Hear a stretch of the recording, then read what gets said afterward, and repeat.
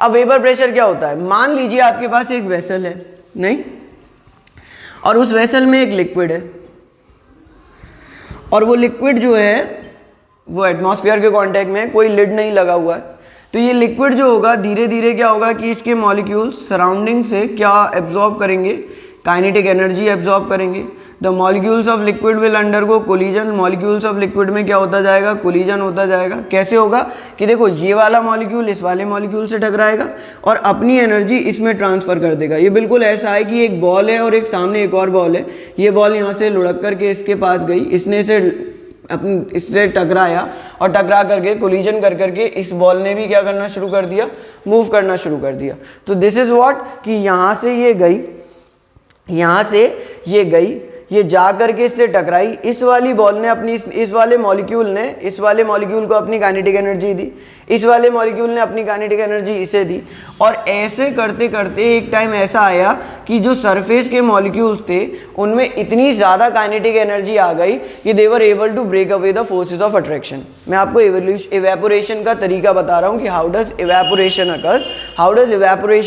तो इवेपोरेशन बहुत सिंपल है कि the molecules of a liquid absorb energy from the surrounding, as a result they undergo collision by transferring the kinetic energy, and due to which the molecule present on the surface acquires so much kinetic energy that they are able to break away the forces of attraction। बहुत simple सा concept है कि जो kinetic energy होती है वो molecule की increase होती है because they absorb the heat from the surrounding, and जब काइनेटिक एनर्जी इंक्रीज होगी तो उनका मूवमेंट इंक्रीज होगा, और जब उनका मूवमेंट इंक्रीज होगा तो वो मॉलिक्यूल्स जो होंगे वो एक दूसरे से टकराते जाएंगे, और जब वो एक दूसरे से टकराते जाएंगे तो वो एक दूसरे से टकराते एनर्जी क्या करेंगे, ट्रांसफर करेंगे। जब वो एक दूसरे से एनर्जी का ट्रांसफर करेंगे तो the molecule present on the surface will acquire so much kinetic energy. देखो ये वाला मॉलिक्यूल इससे टकराया, इसने अपनी काइनेटिक एनर्जी इसे ट्रांसफर कर दी, इस वाले ने इससे टकरा कर अपनी काइनेटिक एनर्जी इसे ट्रांसफर कर दी।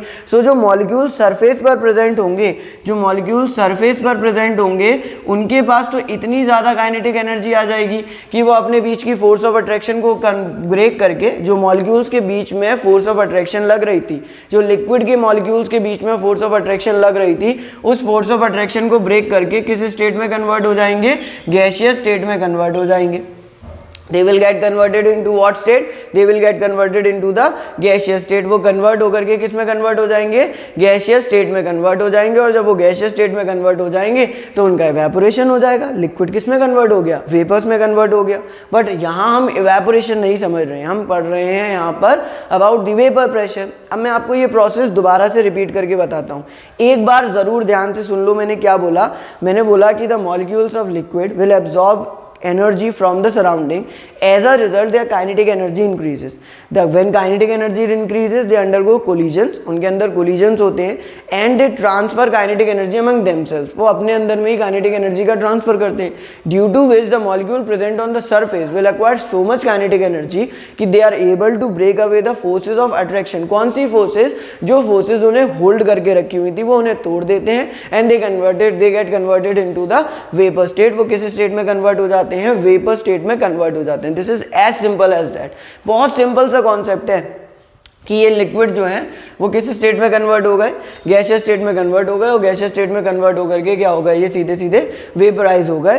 बट व्हाट इफ अगर मैं क्या करता, अगर मैं यहाँ पर एक लिड लगा देता, मैंने एक ढक्कन लगा दिया, नाउ ये जो वेसल है वो लिड में कवर्ड हो गया, लिड से कवर्ड हो गया। अब क्या हो रहा होगा, स्टिल मॉलिक्यूल्स जो लिक्विड के अंदर प्रेजेंट होंगे वो सराउंडिंग से एनर्जी को एब्जॉर्ब कर रहे होंगे, बिल्कुल कर रहे होंगे। ये मॉलिक्यूल्स जो लिक्विड के अंदर प्रेजेंट हैं, they are absorbing energy from the surrounding. ये अपने अंदर क्या कर रहे होंगे, कोलिजन्स कर रहे होंगे। ये कोलिजन करते करते अपनी एनर्जी जो है वो ट्रांसफर भी कर रहे होंगे, और ये जब एनर्जी को ट्रांसफर कर रहे होंगे तो जो लिक्विड के मॉलिक्यूल सरफेस पर प्रेजेंट हैं उनकी एनर्जी इतनी ज़्यादा भी हो जा रही होगी कि वो अपने बीच की फोर्स ऑफ अट्रैक्शन को ब्रेक करके लिक्विड स्टेट से किस स्टेट में कन्वर्ट हो जाए, गैसियस स्टेट में कन्वर्ट हो जाए। बहुत आराम से समझो कि मैंने कहा कि ये लिक्विड का एक मॉलिक्यूल था, इसने सराउंडिंग से एनर्जी को एब्जॉर्ब किया, एनर्जी को एब्जॉर्ब करके अपनी एनर्जी इसमें ट्रांसफर करी, फिर अपनी एनर्जी इसमें ट्रांसफर करी। ऐसे करते करते सरफेस के मॉलिक्यूल की एनर्जी बहुत ज़्यादा हो गई। क्यों ट्रांसफर होती है, क्योंकि कोलिजन्स में एनर्जी का ट्रांसफर होता है, और जितनी ज़्यादा एनर्जी हो गई तो मॉलिक्यूल जो लिक्विड के सरफेस पर प्रेजेंट थे वो अपनी एनर्जी को ब्रेक करके लिक्विड स्टेट से किस स्टेट में कन्वर्ट होना शुरू हो गए, गैसियस स्टेट में कन्वर्ट होना शुरू हो गए। जब जब वो लिक्विड स्टेट से गैसियस स्टेट में कन्वर्ट होना शुरू हो गए, जब वो लिक्विड स्टेट से गैसियस स्टेट में कन्वर्ट होना शुरू हो गए, जब वो लिक्विड स्टेट से गैसियस स्टेट में कन्वर्ट होना शुरू हो गए, तो इस प्रोसेस को आप इवेपोरेशन कहते हो। अब यहाँ पर किसके मॉलिक्यूल्स प्रेजेंट हैं? तो यहाँ पर गैस के मॉलिक्यूल्स प्रेजेंट हैं। यहाँ पर अब गैस के मॉलिक्यूल्स प्रेजेंट हैं। अब देखो, तुमने लिड लगा दिया तो the molecules of gas are not able to escape, वो बाहर तो नहीं जा सकते। तो ये लिक्विड के मॉलिक्यूल्स जो होंगे ये यहाँ टकराने लग जाएंगे, ये लिक्विड के मॉलिक्यूल्स वेसल्स में साइड में टकराने लग जाएंगे, ये लिक्विड के मॉलिक्यूल्स आपस में भी ये जो लिक्विड के मॉलिक्यूल वेपर्स में कन्वर्ट हुए, ये वेपर्स के मॉलिक्यूल यहाँ टकराने लग जाएंगे, ये वेपर्स के मॉलिक्यूल वेसल की वॉल से टकराने लग जाएंगे, और ये जो वेपर्स के मॉलिक्यूल होंगे ये कहाँ टकराने लग जाएंगे? ये लिक्विड के सरफेस से भी टकराने लग जाएंगे। तो क्या होने लग जाएगा कि जब ये लिक्विड के सरफेस से टकराएंगे तो ये जो गैस के मॉलिक्यूल्स या वेपर्स के मॉलिक्यूल हैं वो अपनी एनर्जी किस में ट्रांसफ़र कर देंगे? लिक्विड के मॉलिक्यूल्स में ट्रांसफ़र कर देंगे, और इनकी एनर्जी कम हो जाएगी।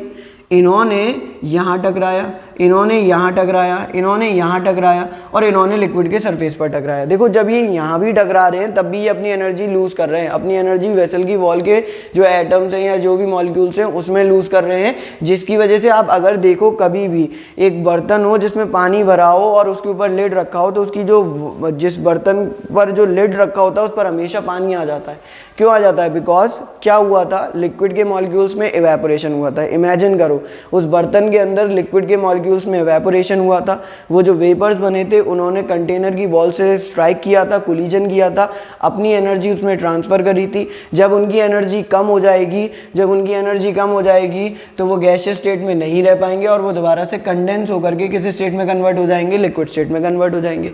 तो यहाँ भी अब इन्होंने अपनी एनर्जी ट्रांसफ़र करी। जब इन्होंने अपनी एनर्जी ट्रांसफ़र करी लिक्विड के मॉलिक्यूल्स में तो इनकी एनर्जी कम हो गई और ये दोबारा से किस स्टेट में कन्वर्ट हो गए? लिक्विड स्टेट में कन्वर्ट हो गए। यानी पहले सिर्फ क्या हो रहा था? तो पहले सिर्फ इतना हो रहा था कि लिक्विड जो था वो किस में कन्वर्ट हो रहा था? वेपर में कन्वर्ट हो रहा था। After certain point of time vapour भी किस में कन्वर्ट होने लग गया? लिक्विड में कन्वर्ट होने लग गया। पहले सिर्फ लिक्विड वेपर में कन्वर्ट हो रहा था, अब वेपर किस में कन्वर्ट होने लग गया? लिक्विड में कन्वर्ट होने लग गया। पहले सिर्फ लिक्विड वेपर में कन्वर्ट हो रहा था, अब वेपर भी किस में कन्वर्ट होने लग गया? लिक्विड में कन्वर्ट होने लग गया। और एक ऐसा पॉइंट ऑफ टाइम आएगा कि जितना लिक्विड वेपर में कन्वर्ट हो रहा होगा उतना ही वेपर किस में कन्वर्ट होने लग जाएगा? लिक्विड में कन्वर्ट होने लग जाएगा। एक ऐसा पॉइंट ऑफ टाइम आएगा जिसमें जितना लिक्विड वेपर में कन्वर्ट हो रहा होगा उतना ही वेपर किस में कन्वर्ट होने लग जाएगा? लिक्विड में कन्वर्ट हो जाएगा। बहुत आराम से सुनो, मैंने आपको ये बताया कि ये गैस के मॉलिक्यूल्स हैं, ये गैस के मॉलिक्यूल सराउंडिंग से काइनेटिक एनर्जी को एब्जॉर्ब करते हैं। वो ये लिक्विड के मॉलिक्यूल्स हैं, ये लिक्विड के मॉलिक्यूल सराउंडिंग से काइनेटिक एनर्जी को एब्जॉर्ब करते हैं, और जब ये काइनेटिक एनर्जी को एब्जॉर्ब करते हैं तो काइनेटिक एनर्जी को एब्जॉर्ब करके इनके सरफेस के मॉलिक्यूल्स में इतनी ज़्यादा एनर्जी आ जाती है। क्यों आ जाती है? क्योंकि इनमें अंडर कोलिजन हो रहे होते हैं कि ये लिक्विड स्टेट से गैसियस स्टेट में कन्वर्ट होते हैं। अब जो वेपर्स बनते हैं, अगर ऊपर लिड लगा हुआ है तो वो एस्केप नहीं कर पाएंगे, और वो वेपर्स जो बनेंगे वो कंटेनर की वॉल से और लिक्विड के सरफेस से स्ट्राइक करेंगे।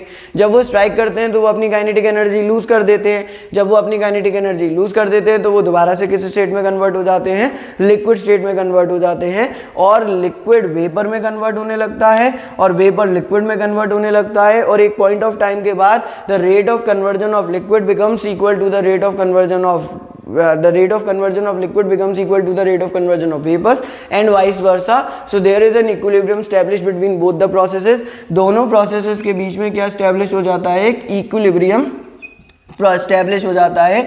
एक इक्विलिब्रियम जब स्टेबल हो जाएगा, जब इक्विलिब्रियम जब स्टैब्लिश हो जाए, यानी मैं कहता हूँ कि जितना वेपर लिक्विड में कन्वर्ट हो रहा होगा उतना ही लिक्विड वेपर में कन्वर्ट होने लग जाएगा। दोनों प्रोसेसेस के बीच में एक इक्विलिब्रियम स्टैब्लिश हो जाएगा।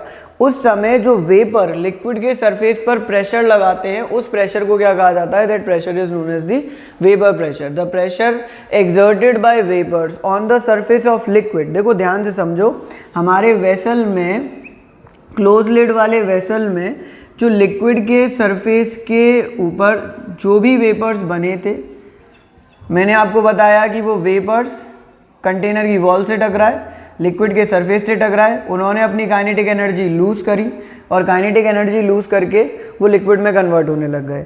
वेपर्स लिक्विड में कन्वर्ट हुए और इसी तरीके से लिक्विड के मॉलिक्यूल्स काइनेटिक एनर्जी एक्वायर करके लिक्विड में से वेपर में कन्वर्ट होने लगे थे।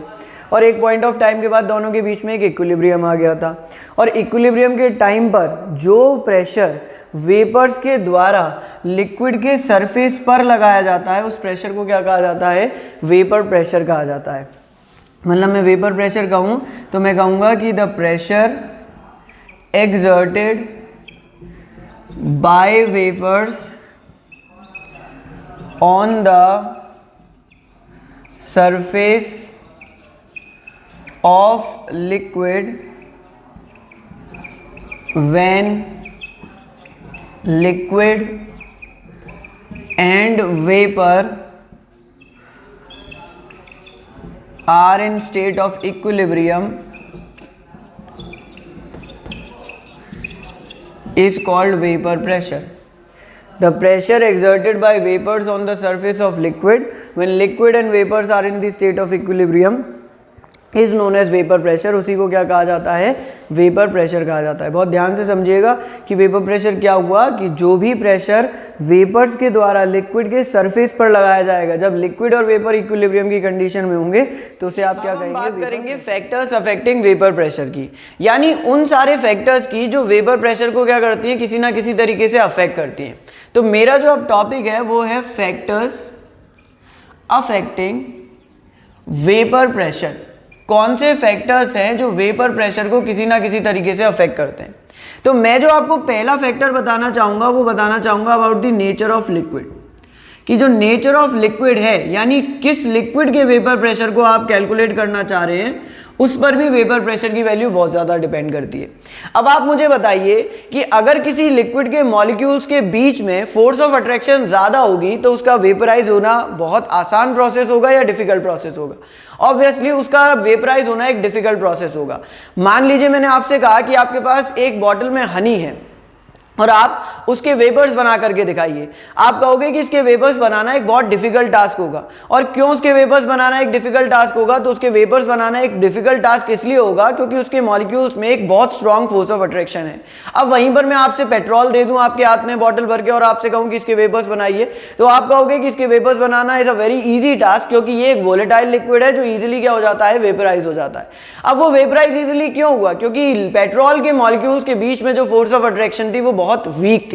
यानी अगर किसी सब्सटेंस के मॉलिक्यूल्स के बीच में फोर्स ऑफ अट्रैक्शन बहुत वीक होती है तो वो बहुत आसानी से और बहुत जल्दी वेपराइज कर जाता है। बट अगर किसी सब्सटेंस के मॉलिक्यूल्स के बीच में फोर्स ऑफ अट्रैक्शन बहुत स्ट्रांग होती है तो वो बहुत डिफिकल्टी से वेपराइज करता है। अगर वो डिफिकल्टी से वेपराइज करेगा यानी अगर उसके अंदर होने वाला इवेपोरेशन एक डिफिकल्ट प्रोसेस होगी तो ऑब्वियसली उसके द्वारा बनाए गए वेपर्स की संख्या यानी the amount of vapours produce by that particular substance will be less. अब अगर उसके द्वारा बनाए गए वेपर्स की संख्या बहुत कम होगी तो ऑब्वियसली उसके द्वारा लगाया गया वेपर प्रेशर भी कैसा हो जाएगा, कम हो जाएगा। इसको मैं आपको एक ड्रॉ की मदद से, एक डायग्राम की मदद से समझाना चाहूंगा। मान लीजिए आपके पास दो लिक्विड है, एक वेसल है जिसके अंदर आपके पास प्रेजेंट है ethanol that is ethyl alcohol. आपको 11th क्लास याद हो तो आपने C2H5OH का नाम वहां पर इथाइल अल्कोहल या इथेनॉल रखा था। और आपके पास एक और वेसल है और उस वेसल के अंदर आपके पास है diethyl ether C2H5O C2H5, it is also known as ethoxy ethane, और आप इसे कॉमन नाम से डाई इथाइल ईथर के नाम से जानते हैं। तो this is di ethyl ether and this is ethyl alcohol और इथेनॉल। जैसा कि मुझे अगर वेपर प्रेशर कैलकुलेट करना है तो it is mandatory, it is compulsory for me to cover both these vessels with a lid. मुझे दोनों वेसल्स को किससे कवर करना होगा, लिड से कवर करना होगा। तो मैंने दोनों ही वेसल्स को यहाँ पर लिड से कवर कर लिया है। अब मैं आपको एक एडिशनल पॉइंट याद दिलाना चाहूंगा। अगर आपको याद हो तो आपने 11th क्लास में एक टॉपिक पढ़ा था विच वाज हाइड्रोजन बॉन्डिंग, और हाइड्रोजन बॉन्डिंग में आपने ये पढ़ा था कि hydrogen 3 most electronegative element that is fluorine, oxygen और नाइट्रोजन के साथ एक स्पेशल टाइप का बॉन्ड बनाता है और उस बॉन्ड को आप हाइड्रोजन बॉन्ड कहते हो। अब अगर मैं आपको याद दिलाऊं तो इथेनॉल के मॉलिक्यूल में हाइड्रोजन बॉन्डिंग पाई जाती थी। इथेनॉल का जो मॉलिक्यूल है इट इज जस्ट एल्कोहल, ये एक एल्कोहल को रिप्रेजेंट कर रहा है, और एल्कोहल के जो मॉलिक्यूल्स होते हैं उन एल्कोहल के मॉलिक्यूल्स में क्या पाई जाती है, हाइड्रोजन बॉन्डिंग जो होती है वो पाई जाती है। बट अगर मैं बात करूं डाई इथाइल ईथर के मॉलिक्यूल्स की जो कि एक ईथर के मॉलिक्यूल को रिप्रेजेंट कर रहा है, तो इनके बीच में कोई भी हाइड्रोजन बॉन्डिंग डेवलप नहीं हो सकती है। यानी कि जो डाई इथाइल ईथर है it has no hydrogen bonding present in it. Diethyl ether यानी जो ईथर को रिप्रेजेंट कर रहा है उसके अंदर किसी भी तरीके की कोई भी हाइड्रोजन बॉन्डिंग प्रेजेंट नहीं है। बट अगर मैं अल्कोहल की बात करूं तो इसके अंदर क्या प्रेजेंट है, इसके अंदर हाइड्रोजन बॉन्डिंग प्रेजेंट है। अब अगर इसके अंदर हाइड्रोजन बॉन्डिंग प्रेजेंट है तो इसका मतलब यहां ये हो गया कि यहां पर एक additional force of attraction present है। अब अगर लिक्विड के मॉलिक्यूल्स यानी अल्कोहल के मॉलिक्यूल्स सराउंडिंग से एनर्जी एब्जॉर्ब करते हैं, so first they need to break that additional force of attraction. पहले उन्हें उस एडिशनल फोर्स ऑफ अट्रैक्शन यानी उन्हें पहले वो additional force of attraction hydrogen bonding वाली फोर्स ऑफ अट्रैक्शन को ब्रेक करना पड़ेगा। बट क्या ऐसा केस डाईइथाइल ईथर के साथ भी है? नहीं, ऐसा केस डाईइथाइल ईथर के साथ नहीं है। डाईइथाइल ईथर में कोई एडिशनल हाइड्रोजन बॉन्ड नाम की कोई फोर्स ऑफ अट्रैक्शन नहीं पाई जा रही है, यानी कि मॉलिक्यूल सराउंडिंग से एनर्जी एब्जॉर्ब करेंगे और डायरेक्टली किस में कन्वर्ट होना शुरू हो जाएंगे, वेपर्स में कन्वर्ट होना शुरू हो जाएंगे। यानी कि इक्विलिब्रियम स्टैब्लिश होने की कंडीशन तक अगर इसके 2 वेपर के मॉलिक्यूल वेपर्स में कन्वर्ट हुए हैं तो इसके 4 वेपर के मॉलिक्यूल वेपर्स में कन्वर्ट हो जाएंगे। This is just an assumption कि इसके 4 और इसके 2 होंगे। समझाने के पॉइंट से मैं बोल रहा हूं कि अगर इसके 2 होंगे तो इसके 4 हो जाएंगे, यानी कि वेपर्स के द्वारा प्रेशर इक्विलिब्रियम की कंडीशन में जो लगाया जाएगा इसके 2 वेपर्स के द्वारा लगाया जाएगा और इसके 4 वेपर्स के द्वारा लगाया जाएगा।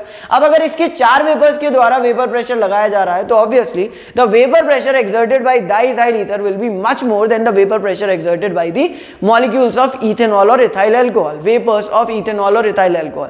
मतलब मेरा इतना हुआ कि अगर मैं आपसे कह रहा हूं कि नेचर की बात होगी तो नेचर की बात में तब आप सबसे पहले कंसीडर करोगे फोर्स ऑफ अट्रैक्शन। अगर मॉलिक्यूल्स के बीच में पाई जाने वाली फोर्स ऑफ अट्रैक्शन ज्यादा है, if the force of attraction existing between the molecules of a particular liquid is मोर, तो उस कंडीशन में ये बात पक्की हो जाती है, फिक्स हो जाती है कि उस कंडीशन में जो वेपर प्रेशर होगा उस कंडीशन में वेपर प्रेशर कम होगा। क्यों? क्योंकि जो वेपर्स हैं उन्हें प्रोड्यूस होने के लिए लिक्विड को एक एडिशनल फोर्स को ब्रेक करना होगा, जिसकी वजह से सभी मॉलिक्यूल्स इतनी आसानी से वेपर्स में कन्वर्ट नहीं हो पाएंगे। जब सभी मॉलिक्यूल्स इतनी आसानी से वेपर्स में कन्वर्ट नहीं हो पाएंगे so the vapour pressure will be relatively less, vapour pressure कम रह जाएगा। मैंने ये बताया कि अगर मॉलिक्यूल्स के बीच में फोर्स ऑफ अट्रैक्शन ज्यादा होती है तो वेपर प्रेशर उस कंडीशन में कैसा हो जाता है? ऑब्वियसली लेस हो जाता है। If the force of attraction between the molecules is more then the vapour pressure is less because the amount of vapours produce is also less. अगर फोर्स ऑफ अट्रैक्शन मॉलिक्यूल्स के बीच में कैसी होती है, अगर फोर्स ऑफ अट्रैक्शन मॉलिक्यूल्स के बीच में लेस होती है तो इसका मतलब यह है कि वेपर प्रेशर कैसा हो जाता है? मोर हो जाता है। जैसा हमने किसके केस में देखा था? डाईइथाइल ईथर के केस में देखा था, और यहां पर हमने किसके केस में देखा था? इथेनॉल के केस में देखा था। डाईइथाइल ईथर के केस में वेपर प्रेशर मोर था और इथेनॉल के केस में वेपर प्रेशर जो था वो लेस था। So this comes out to be the first factor affecting the vapor pressure, that is the nature of liquid. If the molecules has greater force of attraction, the vapor pressure will be less, and if the molecules are having lesser force of attraction, the vapor pressure will be more. अगर मैं आपसे अगले factor की बात करना चाहूं तो जो नेक्स्ट फैक्टर होता है that is टेम्परेचर। जो अगला फैक्टर होता है वो होता है टेम्परेचर। तो टेम्परेचर के बारे में समझ लेते हैं। देखिए, आपको पता होगा कि अगर किसी चीज को मैं हीट करूंगा तो उसके मॉलिक्यूल्स की काइनेटिक एनर्जी क्या हो जाएगी? ज्यादा हो जाएगी। यू कैन इमेजिन कि अगर दूसरे फैक्टर टेम्परेचर की बात की जाए तो अगर मैं किसी सब्सटेंस, किसी भी मॉलिक्यूल्स के सब्सटेंस को हीट करूंगा, अगर मैं किसी भी मॉलिक्यूल्स, किसी भी सब्सटेंस के मॉलिक्यूल्स को हीट करूंगा तो उनकी काइनेटिक एनर्जी बढ़ जाएगी। मान लीजिए आपके पास वेसल था और वेसल क्लोज था, लिड लगा हुआ था, उसके अंदर ये था लिक्विड, ठीक, और आपने इस लिक्विड को क्या करना शुरू किया? हीट करना शुरू किया। Obviously when you heat the liquid the molecules will convert into vapours. अब मॉलिक्यूल्स पहले के कंपैरिजन में, जब आपने हीट नहीं लगाई थी उसके कंपैरिजन में ज्यादा जल्दी वेपर्स में कन्वर्ट होंगे। ज्यादा जल्दी वेपर्स में कन्वर्ट होने का रीजन क्या हुआ? अब मॉलिक्यूल्स में एक तो सराउंडिंग से हीट आ रही थी और एक एडिशनल हीट आपने देना शुरू करी, तो मॉलिक्यूल्स की काइनेटिक एनर्जी पहले के कंपैरिजन में ज्यादा बढ़ेगी। अब अगर काइनेटिक एनर्जी पहले के कंपैरिजन में ज्यादा बढ़ेगी तो ऑब्वियसली मॉलिक्यूल्स के अंदर के कोलिजन्स भी पहले के कंपैरिजन में ज्यादा होंगे। जब मॉलिक्यूल्स के कोलिजन पहले के कंपैरिजन में ज्यादा होंगे so the molecule present on the surface will acquire greater amount of kinetic energy more rapidly. जो मॉलिक्यूल्स सरफेस पर प्रेजेंट हैं उनके अंदर ज्यादा काइनेटिक एनर्जी आ जाएगी और ज्यादा जल्दी आ जाएगी। तो जल्दी जल्दी वो वेपर्स में कन्वर्ट होने लगेंगे।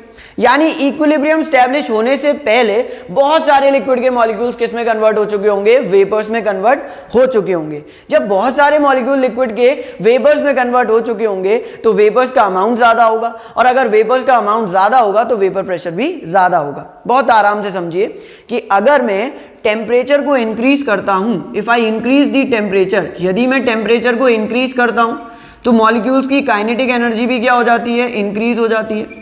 अगर मॉलिक्यूल्स की काइनेटिक एनर्जी इंक्रीज हो जाती है तो जो मॉलिक्यूल्स के बीच में कोलिजन्स होते हैं वो भी क्या हो जाते हैं, इंक्रीज हो जाते हैं, जिसकी वजह से जो वेपर्स प्रोड्यूस होते हैं उनका अमाउंट भी कैसा हो जाता है, ज्यादा हो जाता है। ज्यादा कोलिजन्स होंगे, ज्यादा वेपर्स बनेंगे, क्योंकि देखो ज्यादा कोलिजन से ज्यादा एनर्जी का ट्रांसफर होगा, और ज्यादा जल्दी वेपर्स, जो सरफेस के मॉलिक्यूल हैं वो जल्दी किस में कन्वर्ट होते जाएंगे, वेपर्स में कन्वर्ट होते जाएंगे। अब वो जल्दी अगर वेपर्स में कन्वर्ट होते जाएंगे so the amount of vapours produce will be more, जो वेपर्स का अमाउंट प्रोड्यूस होगा वो कैसा होगा, ज्यादा होगा। अब यदि वेपर्स का अमाउंट, प्रोड्यूस होने वाले वेपर्स का अमाउंट ज्यादा है, if the amount of vapours being produced is more, अगर वेपर्स का अमाउंट ज्यादा है तो उस केस में जो वेपर्स के द्वारा प्रेशर लगाया जाएगा वो भी कैसा हो जाएगा, ज्यादा हो जाएगा।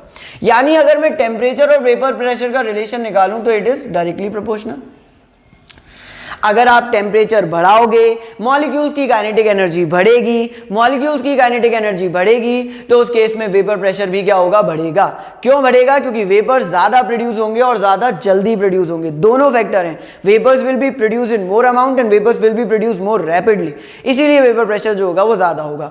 सो we have spoken about two factors, हमने दो फैक्टर्स की बात करी है। The first factor is the nature of liquid. If the force of attraction between the molecules of liquid is more, अगर मॉलिक्यूल्स ऑफ लिक्विड के बीच में फोर्स ऑफ अट्रैक्शन ज्यादा होती है उस केस में वेपर प्रेशर कैसा हो जाता है, कम हो जाता है, बिकॉज मॉलिक्यूल्स कम वेपर्स प्रोड्यूस कर पाते हैं।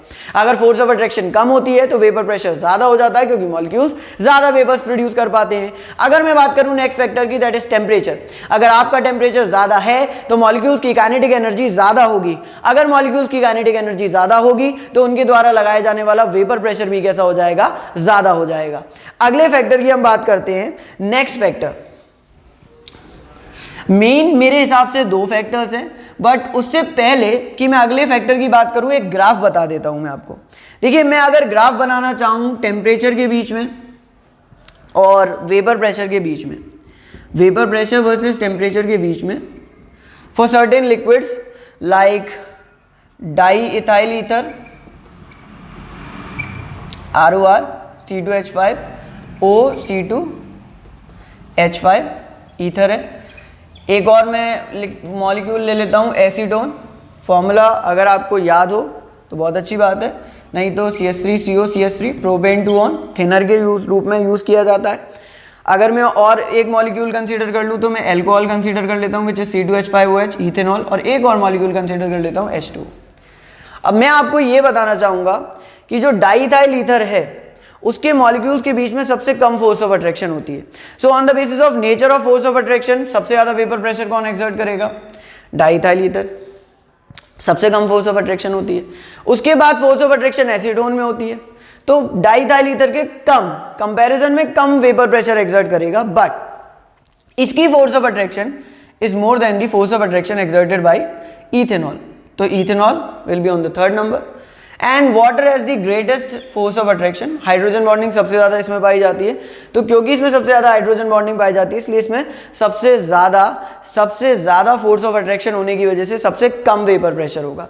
अच्छा, मैं आपको एक बात बता दूं कि अगर टेम्परेचर का ग्राफ वेपर प्रेशर के साथ लिया जाए तो आपको ये लग रहा होगा कि टेम्परेचर बढ़ेगा तो वेपर प्रेशर बढ़ेगा, बिल्कुल बढ़ेगा, बट ऐसा नहीं है कि आप ग्राफ को बिल्कुल एकदम स्ट्रेट लाइन बना दो, वो गलत हो जाएगा, क्योंकि जो ग्राफ होगा वो थोड़ा सा बेंट ग्राफ होगा, इस तरीके का होगा, थोड़ा सा बेंट ग्राफ होगा, वेरिएशंस आती हैं। आने वाले चैप्टर्स में हम इसके बारे में समझेंगे भी कि इस तरीके की वेरिएशंस क्यों होती हैं जब हम केमिकल काइनेटिक्स के बारे में समझेंगे।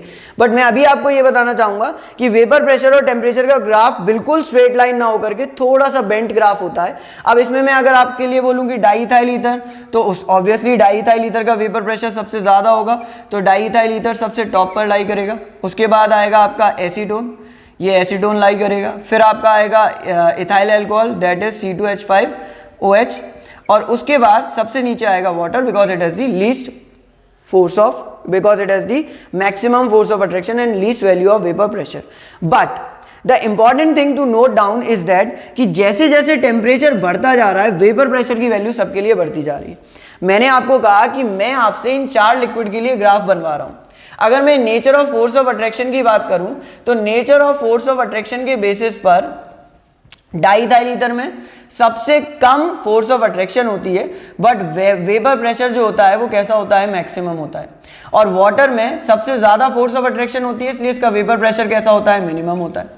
बट इन सभी लिक्विड्स के लिए भी यदि आप टेम्परेचर बढ़ाओगे so the vapour pressure will increase, क्योंकि आप अगर टेम्परेचर बढ़ाते हो तो अपने आप एक कंडीशन होती है कि मॉलिक्यूल्स की काइनेटिक एनर्जी बढ़ती है, the number of collisions taking place between them also increases and the amount of vapours produce increases, जिसकी वजह से उनके द्वारा लगाया जाने वाला वेपर प्रेशर भी बढ़ता है. अब मैं इन चारों लिक्विड में कंपेयर करूं तो टेम्परेचर बढ़ाने पर सबसे ज्यादा डाइइथाइल ईथर का बनेगा, क्योंकि वो मोस्ट वोलेटाइल लिक्विड है, वो बहुत जल्दी वेपराइज हो जाता है. और वाटर का सबसे कम बढ़ेगा क्योंकि वो सबसे कम वोलेटाइल लिक्विड है इनके कंपैरिजन में, और उसका वेपर प्रेशर भी कैसा होता है, कम होता है. वो सबसे कम वोलेटाइल लिक्विड है, उसका वेपर प्रेशर भी सबसे कम होता है, बट टेम्परेचर अगर मैं बढ़ाऊंगा तो उसका वेपर प्रेशर भी क्या होगा, इंक्रीज होता जाएगा. उसका वेपर प्रेशर भी इंक्रीज होता जाएगा, यानी वेपर प्रेशर बढ़ता है टेम्परेचर बढ़ाने पर. So we have spoken about 2 topics, we have spoken about 2 factors. Actually पहला फैक्टर जो है वो है नेचर ऑफ लिक्विड और दूसरा फैक्टर जो है वो है टेम्परेचर. अब मैं आपसे अगले फैक्टर के बारे में डिस्कस करना चाहूंगा, उससे पहले आप इसे बना लीजिए और फिर हम नेक्स्ट फैक्टर की बात करेंगे.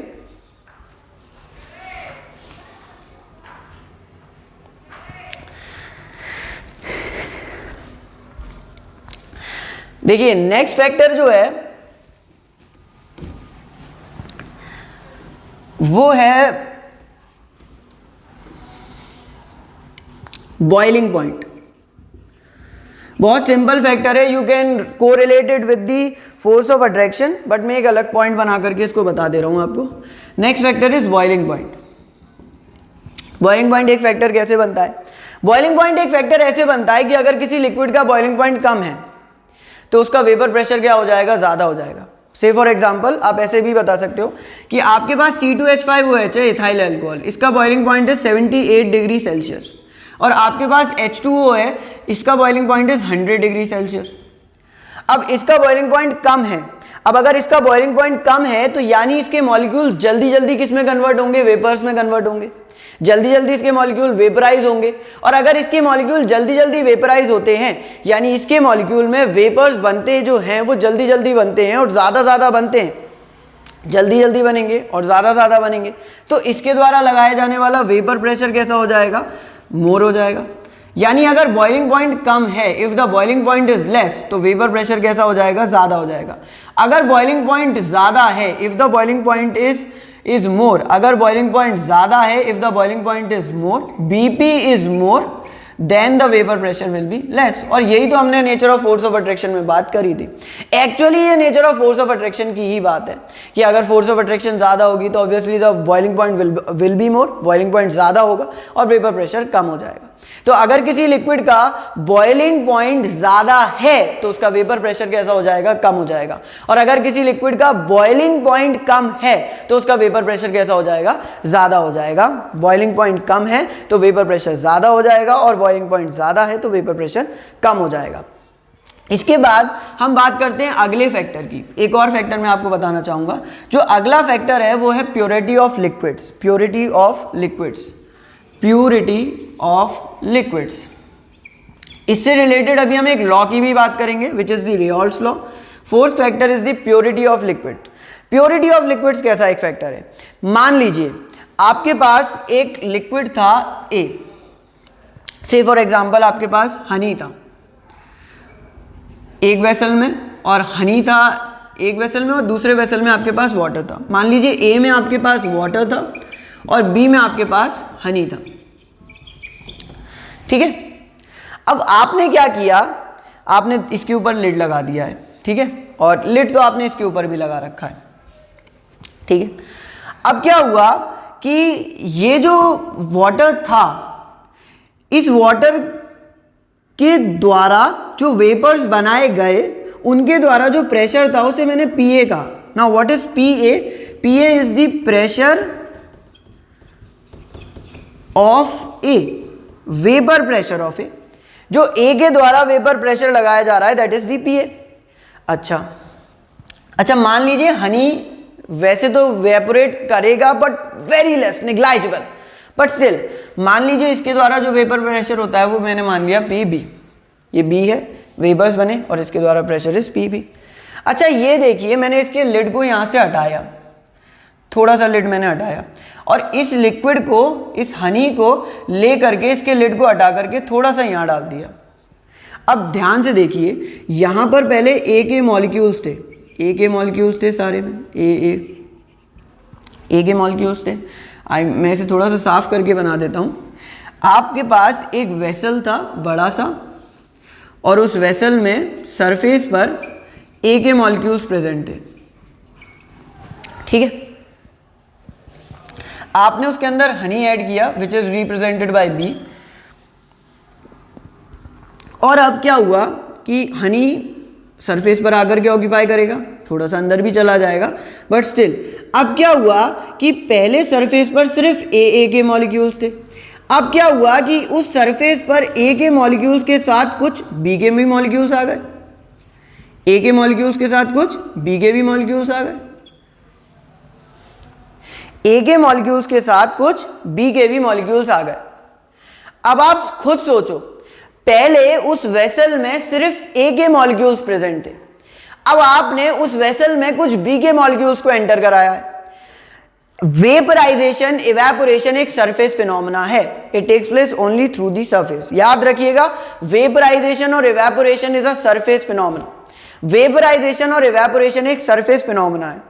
कैसे हो रहा था? लिक्विड के मॉलिक्यूल्स अपनी सराउंडिंग से हीट एनर्जी एक्वायर कर रहे थे, उनके मॉलिक्यूल्स में कोलिजन हो रहा था और कोलिजन होते होते होते होते सरफेस के मॉलिक्यूल्स में इतनी ज्यादा काइनेटिक एनर्जी आ जा रही थी जिससे they were able to break away the forces of attraction and get converted into vapours. Now the vapours in the condition of equilibrium exhibit a pressure on the surface of liquid and that pressure is known as the vapor pressure। ध्यान से सुनो, liquid के molecules surrounding से heat energy acquire करते हैं और surface पर इतनी एनर्जी एक्वायर कर लेते हैं कि वो किस में कन्वर्ट होना शुरू हो जाते हैं, वेपर्स में कन्वर्ट होना शुरू हो जाते हैं। बट अब आपने जब बी ऐड किया, पहले इस सरफेस पर सिर्फ और सिर्फ ए के मॉलिक्यूल्स थे, ओनली देवर मॉलिक्यूल्स ऑफ ए, सिर्फ और सिर्फ ए के मॉलिक्यूल्स थे। अब आपने जब बी ऐड किया तो मान लो एटलीस्ट एक ही मॉलिक्यूल हट गया बट उसकी जगह एक बी का मॉलिक्यूल आ गया, बिकॉज सरफेस पर तो बी ऐड हुआ है। अच्छा, इवेपोरेशन एक सरफेस फिनोमेना है। पहले चार मॉलिक्यूल्स ए के किस में कन्वर्ट हो रहे थे? वेपर्स में कन्वर्ट हो रहे थे। तो जो प्रेशर लगाया जा रहा होगा वो कितने मॉलिक्यूल्स के द्वारा लगाया जा रहा होगा? 4 मॉलिक्यूल्स के द्वारा लगाया जा रहा होगा। पहले टोटल 4 मॉलिक्यूल्स वेपर्स में कन्वर्ट हो रहे थे, यानी the pressure was being exerted by 4 molecules. तुम्हारे हनी ऐड करने के बाद क्या हुआ? अब 4 मॉलिक्यूल वेपर्स में कन्वर्ट नहीं हो रहे हैं ना, ए के, क्योंकि मैं किसके प्रेशर की बात कर रहा हूं? ए के प्रेशर की तो बात कर रहा हूं। तो ए के 4 मॉलिक्यूल्स प्रेशर वेपर्स में कन्वर्ट नहीं हो रहे, अब ए के सिर्फ 3 मॉलिक्यूल्स जो हैं वो वेपर्स में कन्वर्ट हो रहे हैं। अब अगर ए के 3 मॉलिक्यूल्स वेपर्स में कन्वर्ट हो रहे हैं, ए के 3 मॉलिक्यूल्स वेपर्स में कन्वर्ट हो रहे हैं, तो ए के मॉलिक्यूल्स के द्वारा जो प्रेशर लगाया जा रहा होगा, ए का जो पार्शियल प्रेशर होगा, ए के मॉलिक्यूल्स के द्वारा जो प्रेशर लगाया जा रहा होगा वो क्या हो जाएगा? कम हो जाएगा।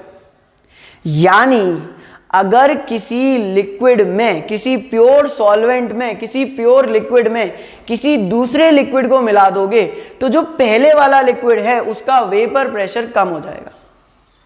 ध्यान से सुनो मैंने क्या बोला है। मैंने आपसे ये कहा कि पहले आपके पास एक वेसल था और उसमें सिर्फ ए प्रेजेंट था, वाटर था। आपने उसके अंदर बी ऐड कर दिया। जब आपने उसके अंदर बी ऐड कर दिया तो आपने ये पाया कि पहले सरफेस से अगर ए के 4 मॉलिक्यूल वेपराइज हो रहे थे तो ए का जो प्रेशर था, ए का जो पार्शियल वेपर प्रेशर था, ए का जो वेपर प्रेशर था वो 4 मॉलिक्यूल्स की वजह से था। अब आपने जब उसके अंदर बी ऐड कर दिया तो उस बी ने ए के सरफेस से एक मॉलिक्यूल को हटा दिया, तो अब जो प्रेशर है, वेपर प्रेशर है ए का, वो कितने मॉलिक्यूल्स की वजह से? 3 मॉलिक्यूल्स की वजह से। अब अगर उसका वेपर प्रेशर उसके 3 मॉलिक्यूल्स की वजह से है, if the vapour pressure is due to 3 molecules, अगर उसका वेपर प्रेशर 3 मॉलिक्यूल्स की वजह से है तो ए का वेपर प्रेशर तो कम हो गया ना। पहले तो 4 मॉलिक्यूल की वजह से था, अब सिर्फ 3 मॉलिक्यूल्स की वजह से है, तो उसका वेपर प्रेशर तो कम हो गया। अब अगर उसका वेपर प्रेशर कम हो गया है, अगर ए का वेपर प्रेशर कम हो गया है तो क्यों हो गया है? क्योंकि उसकी प्योरिटी डिस्टर्ब हुई। यानी कि if another substance, another liquid is added to a pure solvent, then the vapor pressure of the initial or the pure solvent reduces, कम हो जाएगा। बहुत आराम से मैंने आपको ये बात समझाई है। देखो 4 फैक्टर्स की बात करी है हमने, we have spoken about 4 factors. The first factor is the nature of liquid. If the force of attraction is more, अगर फोर्स ऑफ अट्रैक्शन ज़्यादा है तो वेपर प्रेशर कम है, फोर्स ऑफ अट्रैक्शन कम है तो वेपर प्रेशर ज़्यादा है, टेम्परेचर ज़्यादा है तो वेपर प्रेशर ज़्यादा है। फिर हमने बात करी बॉइलिंग पॉइंट ज़्यादा है तो वेपर प्रेशर जो होगा अपने आप कम हो जाएगा, और अगर बॉइलिंग पॉइंट कम होगा तो वेपर प्रेशर ज़्यादा हो जाएगा। The last factor is the purity of liquid. Purity of liquid में ये था कि अगर किसी भी प्योर लिक्विड में आप किसी दूसरे लिक्विड को मिलाओगे, so the molecules of that another liquid will occupy certain molecules, certain spaces on the surface. जो दूसरा लिक्विड आपने मिलाया है वो उसके सरफेस के कुछ मॉलिक्यूल्स को तो ऑक्यूपाई कर ही लेगा, जिसकी वजह से उसका वेपर प्रेशर क्या हो जाएगा? कम हो जाएगा। उसका वेपर प्रेशर अपने आप क्या हो जाएगा? कम हो जाएगा, क्योंकि उसके सरफेस से कुछ मॉलिक्यूल्स हट गए। क्यों? वेपराइजेशन कैसा फिनोमेना है? एक सरफेस फिनोमेना है, तो अपने आप उसका वेपर प्रेशर जो होगा वो कम हो जाएगा। और यानी purity of liquid is disturb. मैं आगे यहाँ लाइन भी लिख देता हूँ कि if the purity of liquid is disturbed, then the vapor pressure of pure solvent decreases on adding another substance into it. अब इट कैन बी सॉलिड और लिक्विड, ऐसा जरूरी नहीं है कि लिक्विड ही ऐड करो, कुछ भी ऐड कर दो, कुछ ना कुछ तो सरफेस की स्पेस को ऑक्यूपाई करेगा, उसके द्वारा लगने वाला वेपर प्रेशर अपने आप क्या हो जाएगा? कम हो जाएगा।